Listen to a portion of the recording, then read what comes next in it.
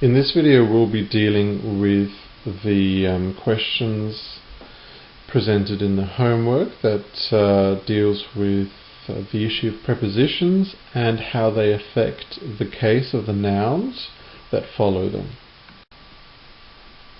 So what do we look out for when we want to make our own sentence and we are about to employ a preposition and we're not sure what the case of the noun that follows that preposition is going to be. So we need to first bear in mind that only the genitive, dative or accusative case can follow prepositions, never the nominative case. So that already excludes one option. The nominative case is always reserved for the subject of the sentence, and the subject will never have a preposition in front of it. Now keep in mind there are prepositions that can be followed by either a dative or an accusative case, depending on whether there is a position and location situation or a movement and direction situation. We call these prepositions two-way prepositions. Examples thereof are words like in, an, auf, über, unter. If you were to create your own sentence and you were about to use the word über and you actually wanted to say something is above something else, then we have a case of position and location. And so the über translates to above. Whereas if you were going to use über in a directional context, then you would have an accusative follow the noun. So if you want to say that the cow flies over the moon, then you would have to make sure that the moon, the German equivalent of that word, Mond, was in the accusative case. Because otherwise it would mean that the cow flies above the moon, but that wasn't the meaning that you were trying to transmit. Okay, now let's look at all this in practice, in action. So the first sentence in your homework is Das Kind geht durch, and the noun that's presented in brackets is die Tür. As you'll see, all of the nouns presented in brackets are in the nominative case, and as we said in the previous slide, there is no occasion on which the subject case, the nominative case, will follow a preposition. It can only be genitive, dative or accusative. So we will have to make changes to the words in brackets.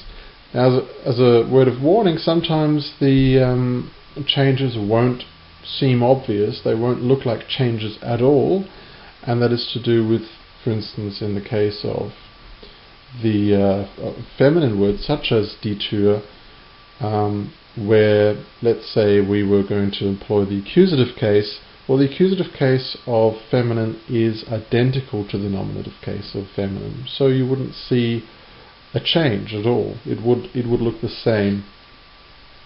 Now, what do we know about durch? So if you consult your sheet about what grouping the prepositions fall under, you would see that durch is in the accusative group, and this means that die Tür is going to be in the accusative case. So the answer to number one would be Das Kind geht durch die Tür. Die Tür is feminine accusative case, is no different from the nominative case. Now number two, ich habe nichts gegen, well, the word given in brackets is du. Du doesn't seem like a noun, but it's a pronoun, and these two can change. If you go back to a previous lesson, you will see that the first time that we looked at personal pronouns, you'll see how the cases will also adapt. This would be in the lesson on the different cases. Now, gegen is, as the one before, as durch, also in the group of accusative prepositions. Therefore, you should change du to dich. Yeah, ich habe nichts gegen dich. And that translates to I have nothing against you. Number 3. Sie kam aus, and then in brackets you have die Schweiz. Die Schweiz is the name of a country. This is one of the few occasions where a country is preceded by an article. Usually we think about countries and we just have given proper names, and just as you would say Mexico, you also say Mexico in German. There's no article in front of it, but we do, for instance, say the United States of America, and the is an article. In German we would say die Vereinigten Staaten von Amerika, and that's a plural in that case. Here we have a singular feminine. Die is a bit of a giveaway there. It looks much like die Tür, the only difference being, of course, that we're talking about a country here. But grammatically that actually has no impact. So, sie kam aus. Aus, if you look at your table, your sheet on the different categories of prepositions, you'll see that aus is one of the dative prepositions. Now, what is the dative case feminine of die Schweiz? It's der Schweiz. Therefore, your answer should be sie kam aus der Schweiz. Number 4. Mit. Wir werden mit. And then you have der Bus, and then lastly fahren. This is a future tense, by the way. This is not something we would have dealt with in lessons, but it's not important, it's irrelevant that we don't know what this translates to, because what we really want to focus on is that bit that comes after the preposition. Or we want to think about the preposition as well, of course. And that's the only bit we really need to be able to understand in order to get the grammar right about this. Everything else will fall into place once we acquire knowledge about the other aspects of the sentence. So, mit is a dative preposition, therefore it's going to be wir werden mit dem Bus fahren. Yeah? Dem Bus is your dative case of der Bus. 5. Während, your noun in brackets is die Sendung, schlief der Moderator ein. Now, während is a bit of a controversial preposition. It's probably not that important to know the backstory as a German learner, but I suppose it's interesting to know. Während, I guess the one reason why you really would want to know it is because if people believe at some point in the future that you're actually a fluent speaker of German, they'd be much more likely to pick on you for making mistakes when it comes to the word während in particular. That's just one of those things that some pedants like to pick people up on. And the reason is there are two histories to the word während. They have something to do with Low German and High German and them coming together at some point. And the short story is that some people believe that während should be followed by the dative case, whereas other people believe it should be followed by the genitive case. Now I'm going to leave this up to you. I have made a suggestion in the sheet on the prepositional categories. But let's look at the word die Sendung. Does it actually matter whether we pick the genitive or the dative case here? No, it doesn't, because die Sendung is feminine and the genitive and dative case are identical. So either way, your answer is going to be während der Sendung schlief der Moderator ein. That translates to during the show, during the broadcast, the presenter fell asleep. That's quite embarrassing. Now, Nummer 6. Trotz. Trotz, well, you would have to consult your sheet and you would see that it's in the dative group. Or is it? I'm going to let you figure that one out. will ich morgen Skifahren? It translates to despite or in spite of my cold, I will go skiing tomorrow. Not I will, actually, it's misleading. It's I want to go skiing tomorrow. So we don't know whether it will actually happen, but the person is determined to do it. Will is a bit of a false friend. The history of the word will and will is intertwined. They have a common origin, and in English it came to supplant the word shall to be used to form a future tense, whereas in German we don't use will, for that we use werden, as we saw in number 4, wir werden meaning we will. Will still means want in German. Now, number 7. Ich hänge das Bild an, and then in brackets die Wand. Now, an is a two-way preposition. That's the first one that we've come across so far. It's we have a feminine noun in brackets. We have to really think about the meaning that we're trying to get across in the sentence, because the clash here is between movement and location. So the question is this a positional situation, or is it a directional situation? Now, if you look at the verb hänge, even if you're not that well versed in German verbs yet, you should be able to tell that it means hang. I hang.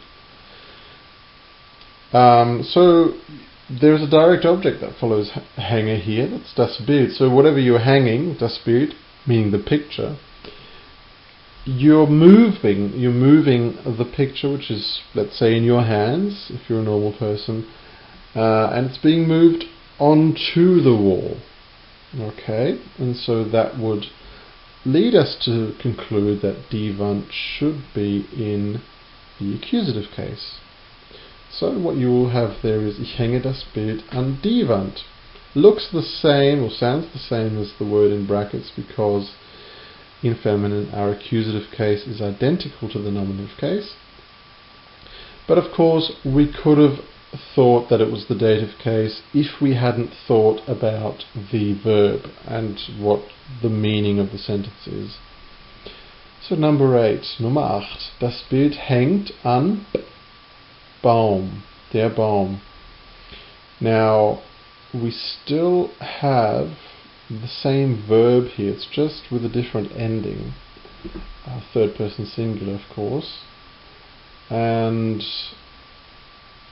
what we need to think about is there a direct object in the sentence? So, is anyone hanging anything? Well, we know from the previous sentence that das Bild is the picture. A picture is not likely to play much of an active role, it's not likely to especially be hanging anything. And so we can conclude that we're actually talking about a locational situation here, so that the picture is hanging at the moment.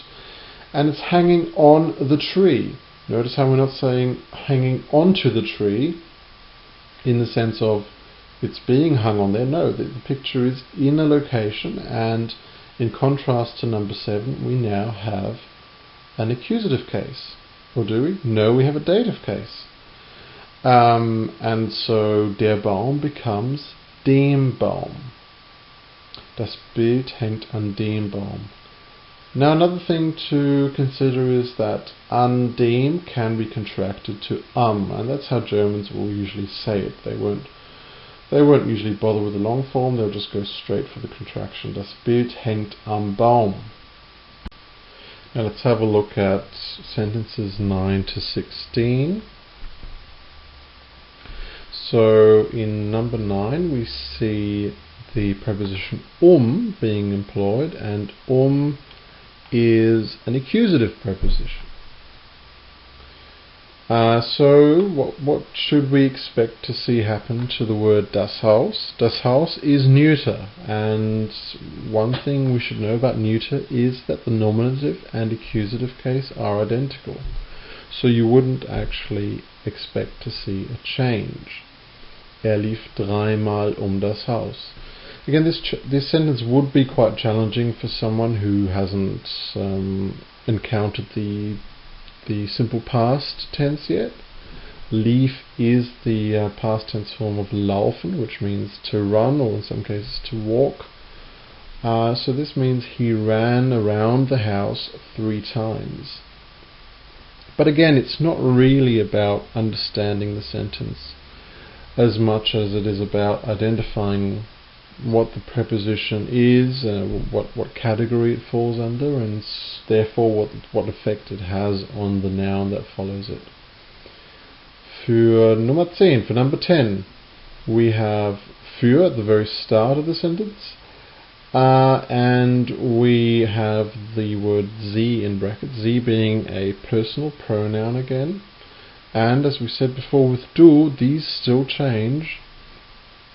They're not all that different from your other nouns, apart from the fact that they don't change by having a different article. They just change in terms of the arrangement of letters and the sounds that you end up making.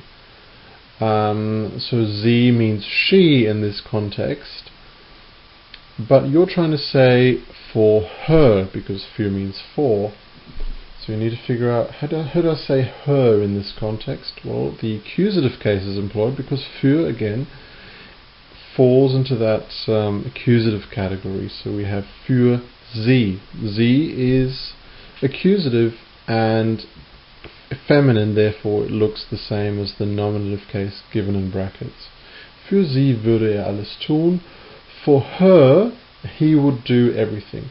Notice the interesting effect that verb second order has on the sentence. Because we started the sentence with a preposition and a noun, a pronoun, we are forced to use the verb in the second position as the next idea of our sentence, which in this case is würde.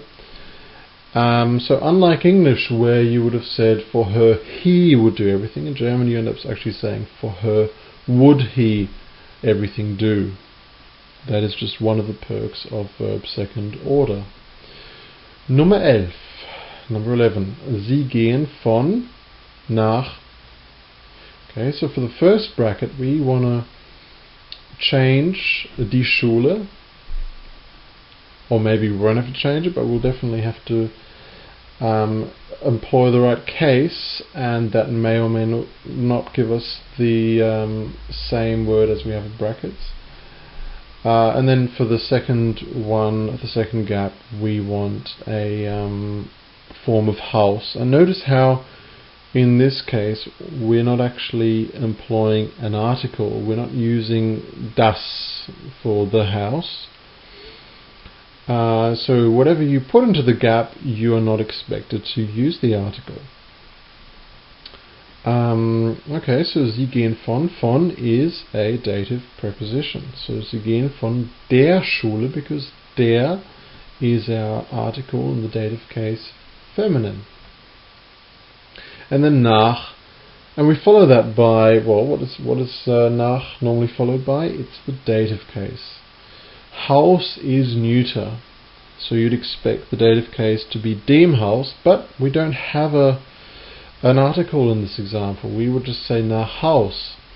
Now the one caveat here is when we're saying nach Haus, what you actually hear Germans say is nach Hause, and the reason for that is up until a couple of hundred years ago, or even in the last 100 years, it wasn't uncommon, or was actually very common, to add on an e to the dative case of masculine and neuter nouns. For example, der Tag would become not just dem Tag, but dem Tage, and that's when you would finally actually hear that there's a G at the end, a voiced G, which is unvoiced when there's no letter after the G.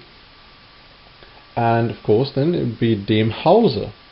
The reason why this is still used today, even though normally in other contexts we would say dem Haus quite comfortably, is because nach Hause has kind of stayed in the language as a set expression, where considerations of grammar are don't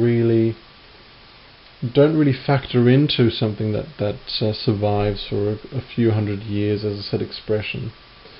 because what you're saying here is at home, and that is something you could well imagine would stay in the language, and it was sheltered from any other grammatical changes that occurred in other contexts. So we still have basically a freeze frame of nach Hause here. So Sie gehen von der Schule nach Hause. Number 12, seit. And you want to change das letzte Jahr. Well, what do we do with seit? Seit is a dative preposition. So seit dem letzten Jahr. Dem because dative neuter, but letzte has an N attached to the end of it. Now this is a bit tricky. I don't expect people to get this because it requires another lesson to deal with adjective endings. But it's nice to know that it does change, and what you end up doing in every case, apart from the nominative and whatever's like the nominative, in neuter it's the accusative, you add on an N after a definite article. So, seit dem letzten Jahr haben Sie kein Konzert mehr gegeben. That translates to, since the last year they have given no more concerts, they've staged no more concerts. 13. Anstatt, and then you have to do something with der Hamster, and then hätte ich lieber eine Katze. Der Hamster is masculine, meaning the hamster, surprisingly.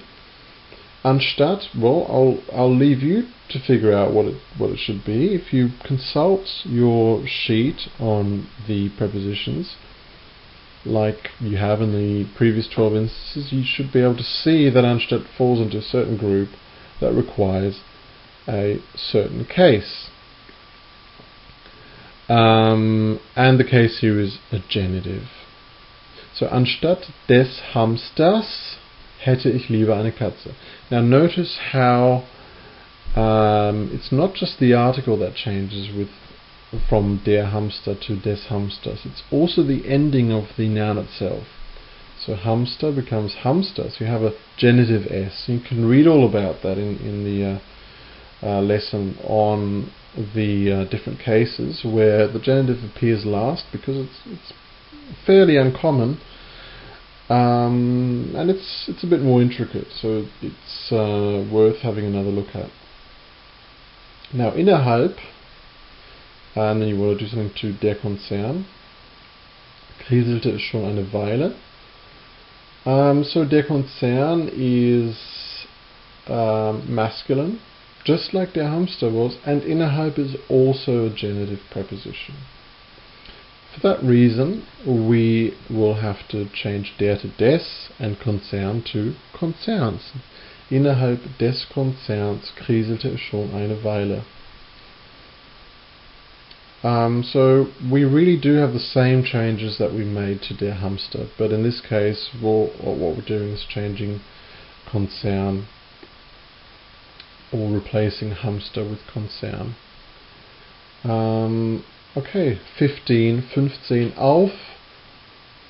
Okay, this is a bit tricky and a bit cruel, because in order to figure out what case it is, you would have to know what the verb actually means. On the one hand, you could argue that there is no direct object here, so that would make it obvious that it's positional. But at this stage, I don't even expect anyone to engage in that kind of reasoning. So if we just look at saß, saß is the past tense of sitzen, and sitzen means to sit. So what we're saying here is, on the hill sat a little man. Männchen, the chen ending is a diminutive ending. You can attach it to masculine nouns, even feminine nouns, and you will end up with a neuter. It's always neuter. Chen always makes the noun neuter, regardless of what the previous gender of the word that we've changed may have been. So, auf is a two-word preposition, and we just identified that we have a positional situation here, so therefore it should be auf dem Hügel saß ein kleines Männchen. 16. Die Katze sprang auf. Oh, that seems suspect. We're using auf again, twice in a row. We previously did that in questions 7 and 8, if I'm not mistaken. And there what we did was just to contrast the issue of location versus movement. So here we have an action that sprang is probably quite translatable, even without knowing what the German present tense or the infinitive would be. It means jumped, so die Katze, the cat, jumped onto. So we have movement here, onto, and der Stuhl is the chair. We need an accusative case because it's movement, therefore it's die Katze sprang auf den Stuhl, den with an N at the end. So let's have a look at 17 to 22. Ohne, and then in brackets die Musik, wäre sie nie Sängerin geworden. Ohne means without, but more importantly it's one of the accusative prepositions. So die Musik doesn't appear to change. It does change in that it's now accusative rather than nominative, but as we discussed, in feminine and neuter, the nominative and accusative case are identical. So ohne die Musik wäre sie nie Sängerin geworden. Without music, she would never have become a singer. 18. Der Hund wohnt bei, and we want to change sie. So we need to look at bei, and bei is a dative preposition. So der Hund wohnt bei ihr. If you go back to the sheet on the different cases, you'll see that sie changes to ihr in the dative case. And that's not too distinct from the ending we have in the English form of the word, which is her. Now, 19. Konnte nach nicht mehr sprechen. Now, the word die Operation is feminine and nach is a dative preposition. I think we heard it once before. So it becomes konnte nach der Operation nicht mehr sprechen. 20. Der Rasenmäher steht hinter, and then we have der Schuppen. Hinter is a two-way preposition. So we have to look at the verb here again, like we did previously in the cases of two-way prepositions. So steht is from stehen, and stehen means to be located, to be standing, or to stand. And this indicates location to us. Therefore, hinter would have to be followed by the dative case. Der Rasenmäher steht hinter dem Schuppen. Now, in 21, stellte sich hinter, oh, that's suspect again, we've got hinter again, and then die Palme. So die Palme is in the accusative case because stellen, sich stellen, is not just a reflexive verb, but also suggests movement because it means he placed himself, or he put himself behind the palm tree, and for that reason die Palme is going to remain die Palme because we're talking about movement or direction. 22. Geht noch zu, and then die Schule. Well, zu is just a one way, it's dative. Therefore, die Schule becomes der Schule. Now, as we noted previously, what Germans will prefer to do is to contract whenever they can, and so you have zu and der, which contracts to zur, Z-U-R. So geht noch zur Schule. Now, 23 to 25, the last three questions. So in, and then we have der Garten, lag eine Leiche. And again, we need to know what does the verb mean in this case. Lag is the past tense of liegen.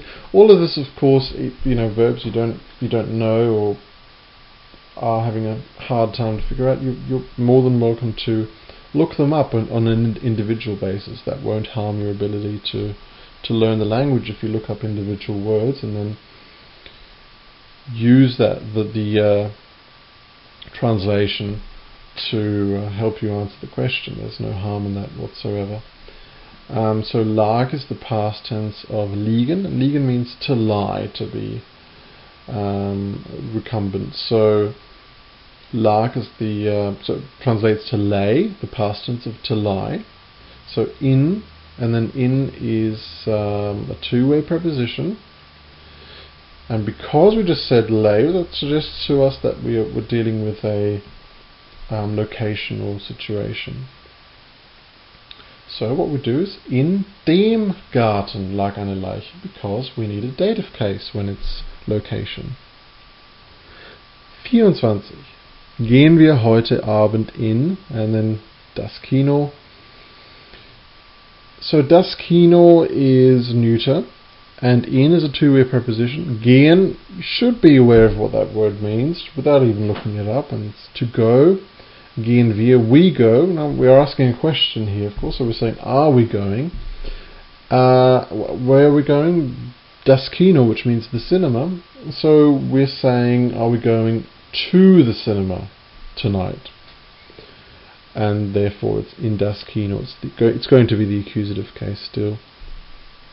And as with in dem Garten, which is contracted to im Garten, we are also going to contract in das Kino to ins Kino.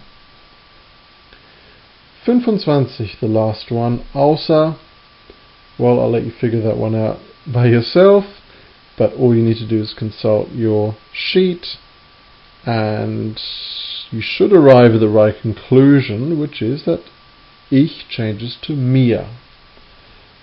Now how you arrive at that conclusion I'll let you explain in the lesson. Now it's all very well to have a sheet in front of us that tells us what category preposition we are faced with. But of course in real life later on you're expected to be able to use the right cases whenever you're using certain prepositions, and for that the way you can get to that point is by employing what in German we call Eselsbrücken. It translates to donkey bridge, and it's an allusion to the tradition of having to build bridges for donkeys in order to get them even across shallow water, because they were especially shy of water, unlike horses perhaps, and so you always had to build something small in order to get them across. And what we're trying to do, of course, is get our brain across the little brook or the river of difficult things that are difficult to remember. Now we have a technical term for this in English that we call mnemonic devices. So we're going to be employing some of these.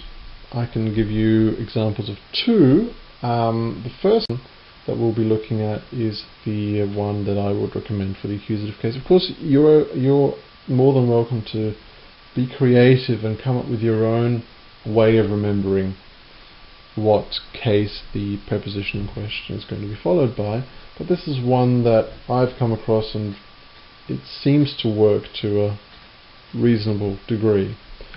So the phrase here is, if you look at the bold letters, you can pronounce it as bugged off. Now, it's not spelt correctly, of course. You'd have to deal with that fact that we're not actually trying to remember B-U-G-G-E-D and O-F-F or anything like that. But we do have the letters to make those sounds and to remember that combination. So the B stands for bis, U for G for gegen, D for durch, O for ohne, F for für. Yeah, so it does require some work on your part to actually remember what the first letter of the word stands for, but it's surprisingly easy, especially after having done the homework and being familiar with prepositions in general. there'll be some grasping at first. It'll be like, what's the B, what's the word there, bin, bon. If you're not too familiar with it, you'll struggle, but eventually you'll arrive at bis, and that'll always come into your head whenever you think of bugged off. Now for the dative case, we have something a slight bit more entertaining than the previous one, and that's a well-known song. We know it as Frère Jacques in English. It's a French song, French traditional song, that has a really well-known melody, which is why we can use this, because you don't have to make people learn the song. They already know the song, they already know the melody, and what they're expected to do is substitute the words in the original song, replace them with the dative prepositions, and those are aus, bei, mit, nach, seit, von, zu, gegenüber. So basically, every time you're in a situation where you're trying to remember what case to use if you're making a sentence or trying to construct something, and you've got bei in there, you've got mit in there, which is mit especially is common, because you'd say stuff like we are going by a train, wir fahren mit dem Zug, or mit dem Bus, or mit dem Auto. Then you would have to just think back to the song. It would pop up in your mind. It may even seem a bit irritating, but it's likely to come to you quite easily and haunt you in ways that you're probably not familiar with, because this is quite a powerful tool. Basically the song contains all the dative prepositions, and it tells you in German, of course, which is not the most straightforward thing. It tells you in German, always with the dative, immer mit dem Dativ, always with the dative. And so there's really no excuse not to be able to know what aus, bei, mit, nach, seit, von, zu, gegenüber are followed by. Well, that was my presentation. I hope it helped. I hope it helped you figure out a few things, even if you're trying to work out the cases of nouns in different sentences that are different from the ones we looked at today. I hope that the exercise was extensive enough, exhaustive enough for you to be able to draw the right lessons from it. So thank you for your time.